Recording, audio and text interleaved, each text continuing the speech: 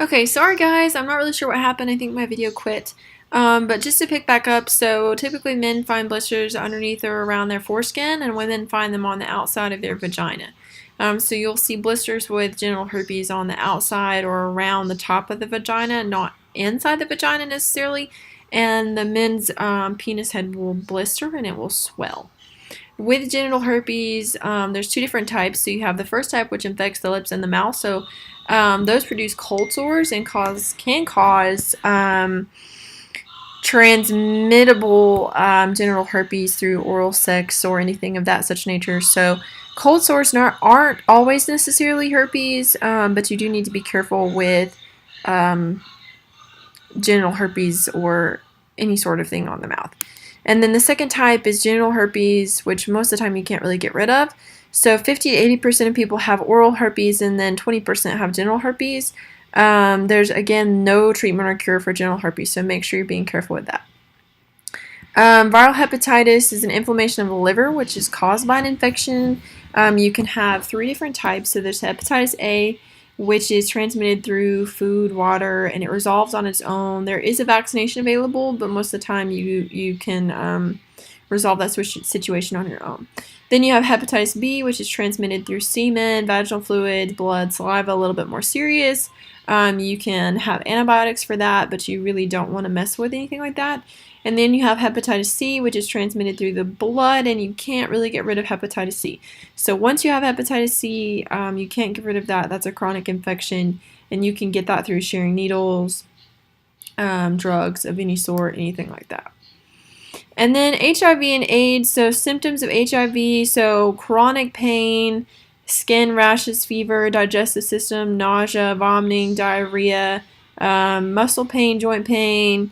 Typically you have a lot of headaches, you have lymph node swelling, and a lot of this is because your immune system is attacking itself. So if your immune system is weak enough or it's damaged enough, then you have full-blown AIDS. So first you get HIV and then you get AIDS. And again, it's a chronic infection that you can't get rid of. Hopefully you can just slow it down. Magic Johnson is a very good representation of HIV. He has held it back for a number of years now. And he's not cured, but he is healthy through diet, medication, exercise, staying active, drinking water, all of those sorts of things. Transmission, so condom use does not completely eliminate the risk of HIV. The more sex partners you have, the more at risk you are for any type of STI, STDs, including HIV. And the HIV rates are slowly increasing in the United States. And I just read an article yesterday about that, so make sure that you're aware of that. The other representation of STIs or STDs could be a sign of HIV. Being born to an infected mother, you can have HIV, or if your mother breastfeeds you and has HIV, then that's a way that they can pass it on. Sharing needles is a way, or syringes or other equipment that you don't rinse out with water or prepare to inject yourself with drugs, anything of that nature you can get HIV from. Treatment, so there really isn't a whole lot of treatment. You can get tested for HIV, and there are antiviral drugs that must be taken continuously throughout your lifespan to help with HIV. So with all of that being said, that's a sum of infectious diseases. I apologize that we couldn't talk about this in class today. I really, really like to talk about this in class because there are typically a lot of questions. And with those questions comes a lot of concerns that most people aren't aware of or they don't think about when they're sexually active. So I'm going to kind of open the discussion board up to you guys as a class to talk about infectious diseases and things of that nature. So please be honest and please be open. I know this is kind of an embarrassing topic to talk about, but I want you to understand that if you feel like you are responsible enough to have sex, you are responsible enough to have this conversation.